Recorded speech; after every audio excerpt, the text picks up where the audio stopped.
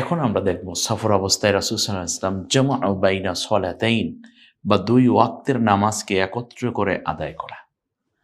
এটা চমৎকার একটা সুযোগ। আসলে যারা সফর করেন তখন তারাই বুঝে ফেলেন। জুহুর ও আসরের নামাজ একত্রে পড়া এটা কিন্তু সুন্নাহ। এটা রাসূল সাল্লাল্লাহু আলাইহি ওয়াসাল্লাম করেছেন সাহাবীরা।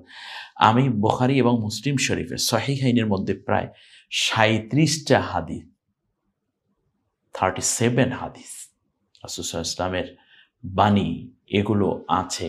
জামআউ বাইনা সলাতাইনের ক্ষেত্রে কোনো ইখতিলাফ করার কোনো সুযোগ আমার মনে হয় কোনো বান্দা দেখানোর দুঃসাহস না দেখানোটাই সম্মত হবে, শরিয়া সম্মত।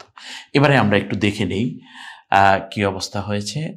আমরা একটু দেখি সুনান আত-তিরমিজির হাদিস নম্বর 551 আব্দুল্লাহ ইবনে ওমর রাদিয়াল্লাহু তাআলা আনহুমা থেকে বর্ণিত, আমি রাসূল সাল্লাল্লাহু আলাইহি ওয়াসাল্লামের সাথে সফরে জুহুরের নামাজ পড়েছি 2 রাকাত এবং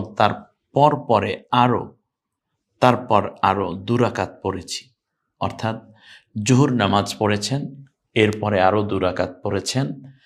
এর মানে হলো 2 রাকাত জুহুরের এবং 2 রাকাত আসরের। এটাকে আমরা জানলাম। এরপর আরো অনেকগুলো বর্ণনা আসবে। মাগরিব ও ঈশা নামাজ একত্রে পড়া, এইটা কিভাবে হযরতে ইবনে ওমর রাদিয়াল্লাহু তাআলা আনহু থেকে বর্ণিত, রাসূল সাল্লাল্লাহু আলাইহি ওয়াসাল্লাম যখন কোথাও সফরে দ্রুত চলতে হতো অথবা তার সামনে কোনো জটিল কাজ উপস্থিত হতো তখন তিনি মাগরিব ও ঈশা একত্রে আদায় করে নিতেন। সহিহ মুসলিম 1506 নম্বর হাদিস। তাহলে বোঝা যায় ইজা জাদ্দা বিহিস সাইরু আও হাজাবাহু আমরুন জামা বাইনাল মাগরিবি ওয়াল ঈশা।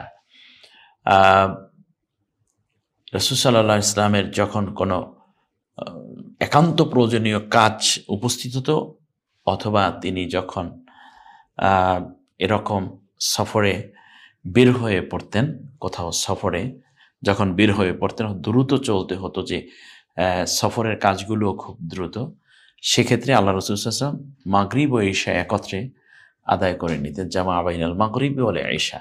তাহলে আমরা বুঝলাম মাগরিব এবং ঈশা জমা করা যায়। জুহুর ও আসর, মাগরিব ও ঈশা জামা একত্রে পড়া। আমরা এই ব্যাপারে এই হাদিসটি দেখে নিতে চাই।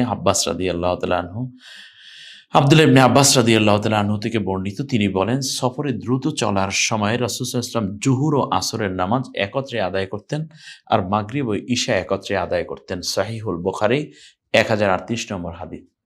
একেবারে স্ট্রেট কথা।